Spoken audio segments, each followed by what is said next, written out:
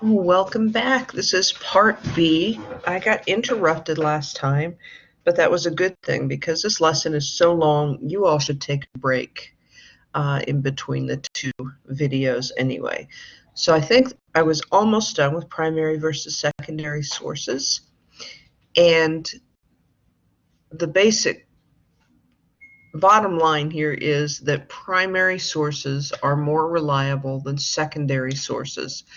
Although we rely a lot on secondary sources, and that may have to do, if you're going to evaluate a secondary source, you just need to know how reputable is the source that you're pulling from. Is it something that we can really trust in? For example, teachers are always going to say Wikipedia, which is a kind of encyclopedia article, is not trustworthy because it is edited by anyone, and on any day and time, the information could be inaccurate in Wikipedia. Okay, maybe you say, well, I don't know really the difference. A few other ways to tell a difference between scholarly and popular sources. And here are some of them. I'll just read through them quickly. Scholarly, the title often contains the word journal. It's available through many libraries and library databases. You aren't going to find it at Walgreens, for example, in with the magazines. The print periodicals are matte if you're going to pick up a physical one, and it's not glossy like a magazine. And the pages don't usually have commercial advertisements at all. There's not much color, not many pictures. It obviously looks like it's something that a scholar would pick up. The authors are identified with their academic credentials. You're going to see what PhD after people's names. And usually a summary of the whole article, or also called an abstract, appears before the beginning of the article.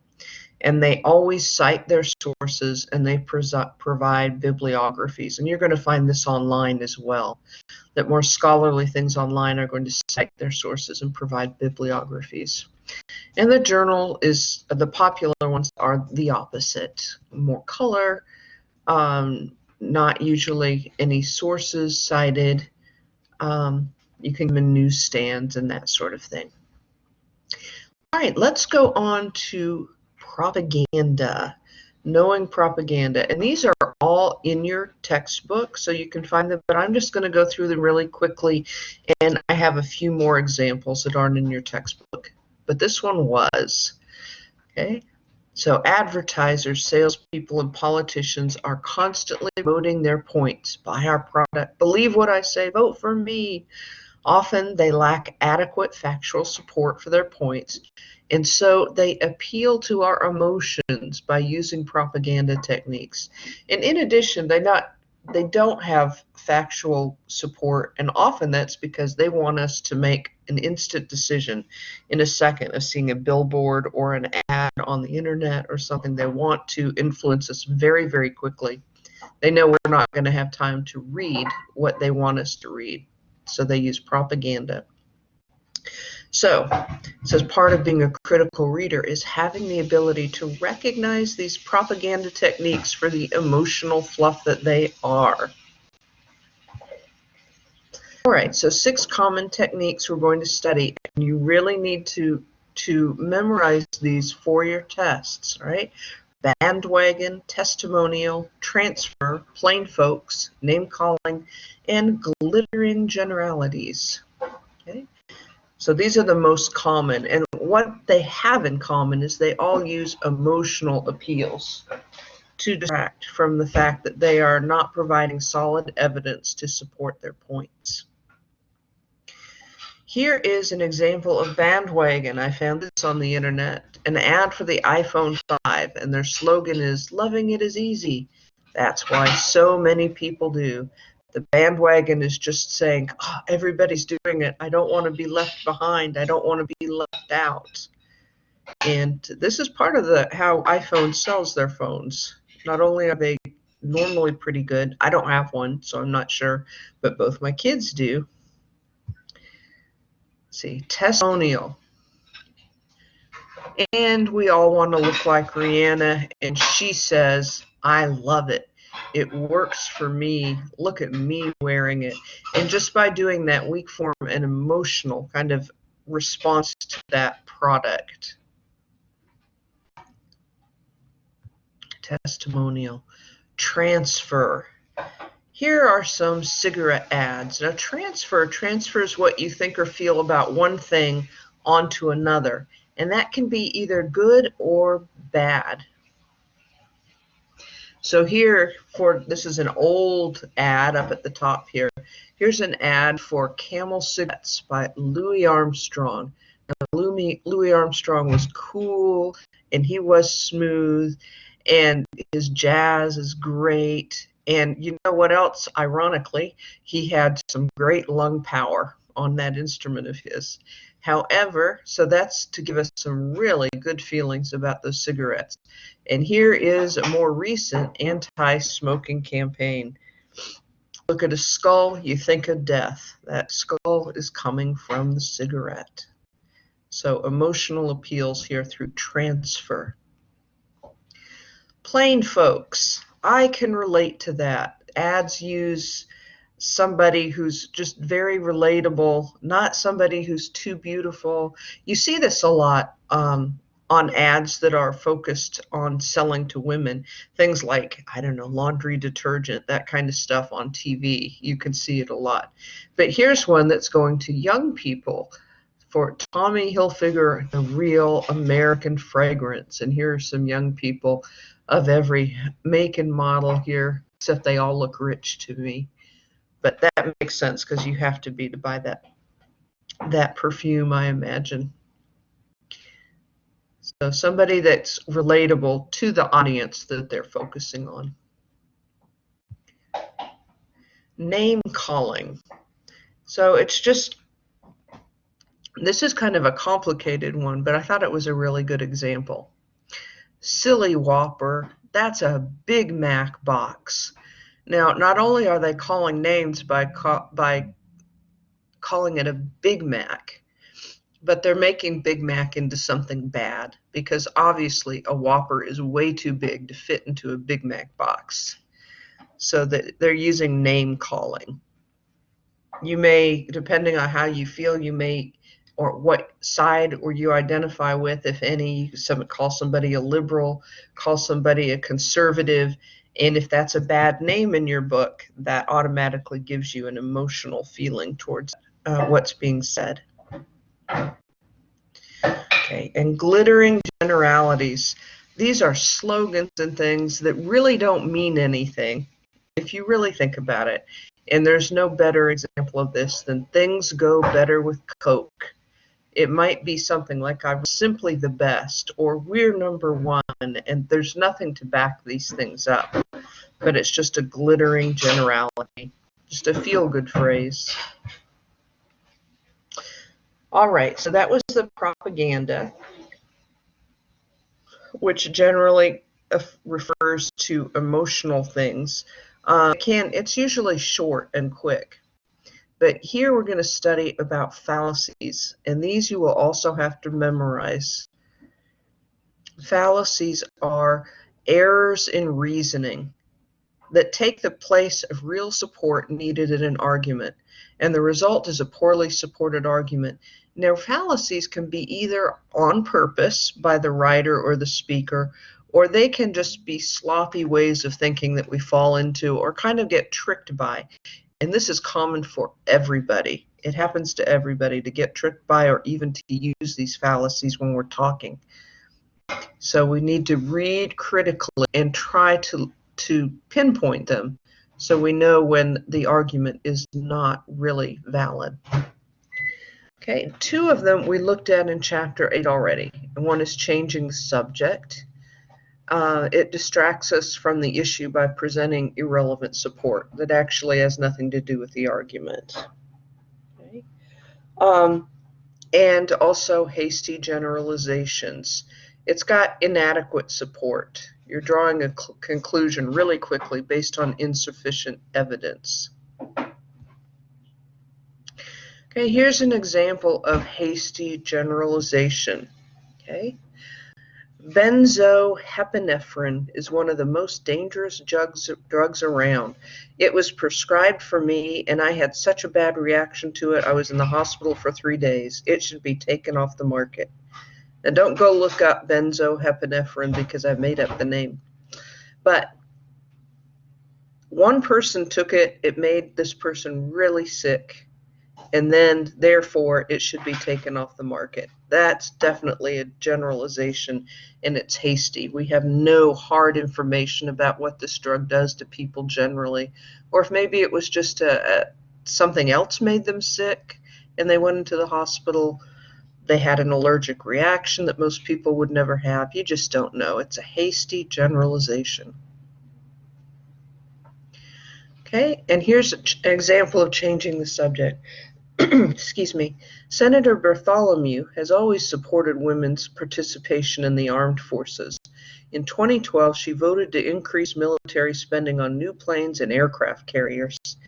If that's just thrown into a larger argument, you're going to skip over the fact that the point that she's making, that she's always supported women's participation in the armed forces, has nothing to do with voting to increase that military spending. The two things don't correlate. The subject has been changed and the issue has been confused. Here is another one that is in Chapter 9, and it is circular reasoning. This one is not too hard to pick up on. It ignores the issue because where you start is where you end, and where you end is where you start. So my examples are: everybody loves Michaela because she is so popular. And you could just as well say Michaela is so popular because everybody loves her. It's basically the same thing. Everybody loving her and being popular. Carlos's book is so well written because he is such a great writer. He's such a great writer because he writes things that are so well written. It goes around and around, and it's not support of any kind. Personal attack. And there are two major kinds of fallacies we're looking at, and these first two are fallacies that ignore the issue. Okay, and this moves away from the real point to the character of the speaker and writer. So you cannot believe any advice our neighbor gives about restaurants. He and his family are longtime Auburn fans. Well, that just goes to attack somebody's character. And if you're a big Bulldog fan and anti-Auburn fan, you are going to say, oh, we can't believe anything he says about anything. So it's just attacking the person's character. These you will see a lot in political ads, which you'll have a lot of experience with in the next few months. Okay, here is a fallacy called straw man. And this is the first frame of a video, and I couldn't get the video to run well during this time, so I've got this video. It's just 5 minutes that's in the folder that you can click on right after this video, and please do it because it'll make it really, really clear to you. But this is an opponent's position is presented as something it is not to make it easier to critique. And basically the video states that somebody's making the argument that we should stop having, I think it's television, anyway, some kind of advertisement about beer because it affects underage drinking, and underage drinking is bad.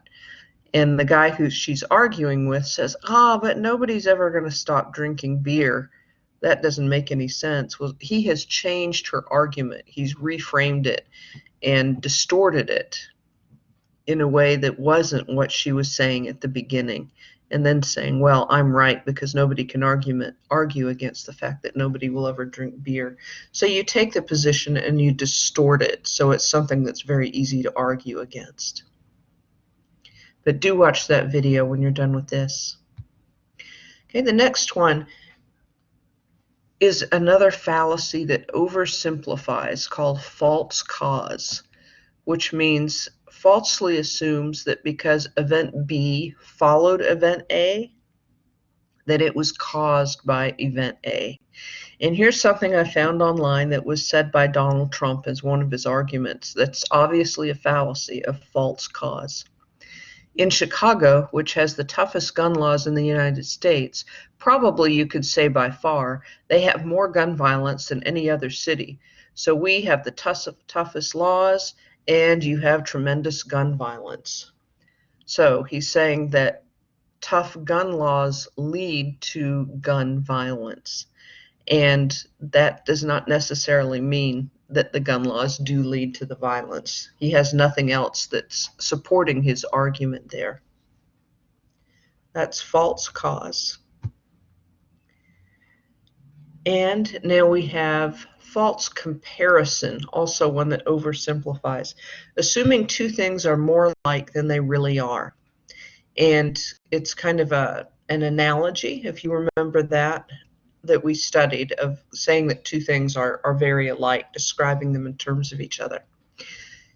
A knife and dynamite are both tools that can be used as weapons, so they're pretty much the same thing. And therefore, if we allow people to buy knives at the store, then we should also allow them to buy dynamite.